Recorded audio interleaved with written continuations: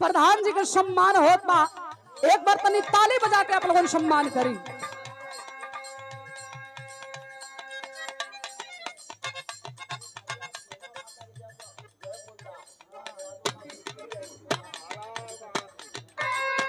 Siyaram Yadav Bhojpur gram प्रधान।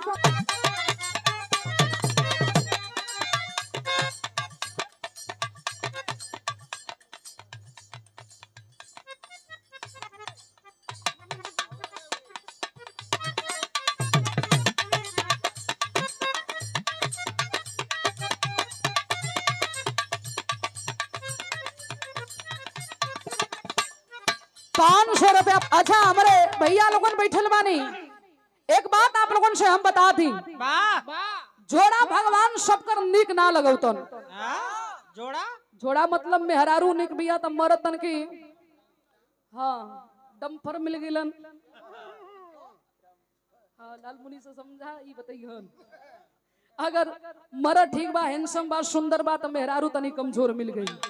कौनो मेहरारू अपने मरद के तारीफ करतिया, उ जानतिया कि हम उनकर लायक नहीं खी, लेकिन तब वो अपने सखीन से कहे ए सखी अरे हमार उ जवन हुआ ना तो आर चभोकन, ई चभोकन के कहल गई। चभोकनी का दुल्हा के उ कहा दिया कहां कहला।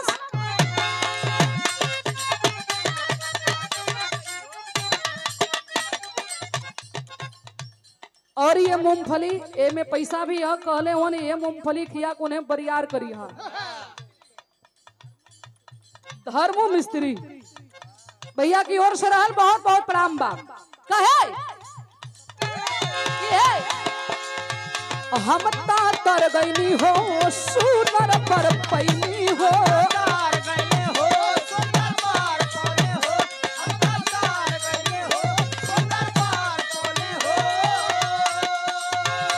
अपने रजऊ के प्यार में समर गईनी हो।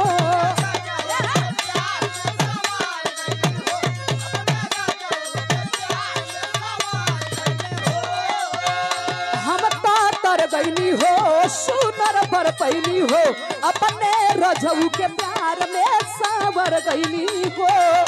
ई खुशी ई रहे न गवारे, ई खुशी ई रहे न गवारे, सखी पियावा दुलारे आए हाय रे। ए भैया ये कौन ब्रेक लगावत हुन? Power break.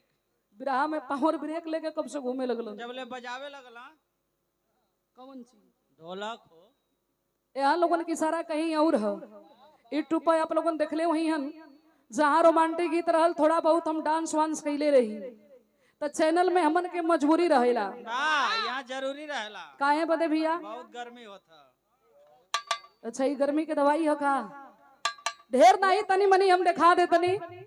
और ₹100 पुरस्कार हीरूलाल यादव एडवोकेट साहब की ओर से ये पुरस्कार हल। बहुत बहुत आपके प्रणाम सब भैया लोगों के प्रणाम बा। कहे हम तर गईनी हो सुनर पर पैनी हो,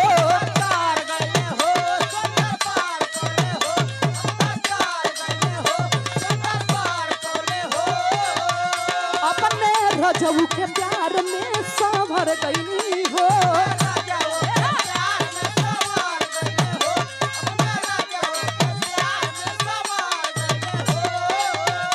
हम तर गईनी हो सुनर पर पैनी हो, अपने रजऊ के प्यार में संवर गईनी हो।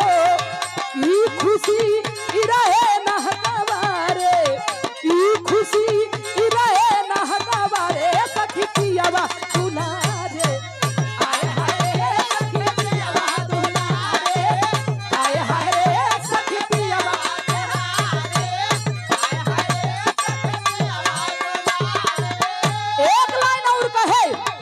ऐसन पति मिले है मुश्किल से,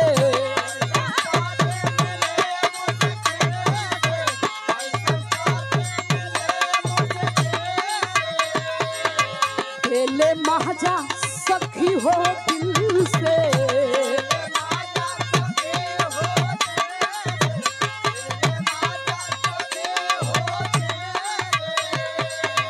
ऐसन पाती मिले मुश्किल से देले माजा सखी को दिल से ई खुशी ई रहे न हमारे सखी पिया दुलारे आए हाय रे सखी पिया दुलारे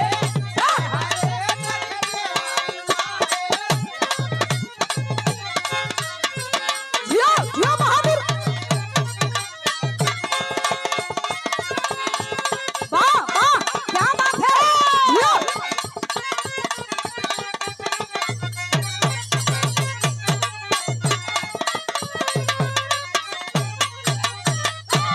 एक गीत